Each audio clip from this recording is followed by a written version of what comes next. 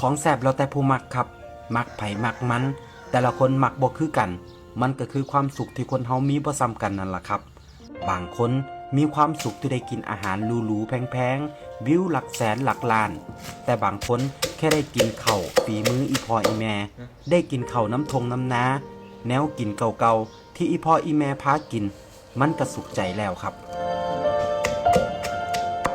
ต้นทุนวิถีชีวิตที่แตกต่างกันมันก็เฮ็ดให้คนเฮาสุขไผสุขมันว่ากันบ่ได้เฮาถูกเลี้ยงมาจากแนวกินแบบใดเฮาก็มักอันนั้นบ่แปลกหรอกครับ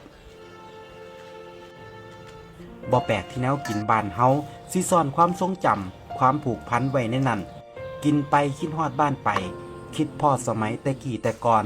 คิดฮอดตอนออกไปหามาอยากมากินเฮาเคยผูกพันกับแนวกินอันใดไปอยู่ไกลบ่ได้กินคือเก่าเฮาก็อยากหวนคืนกลับมากินมันอีกแนวกินหลายอย่างมันกลายเป็นภาพแทนของไทยบ้านเฮาเลยก็ว่าได้ครับแค่เห็นข้าวเหนียวส้มตำลาบก้อยข้างทางหรือแนวกินอีสานบ้านเฮาอยู่ต่างถิ่นเฮาก็คิดฮอดบ้านแล้ว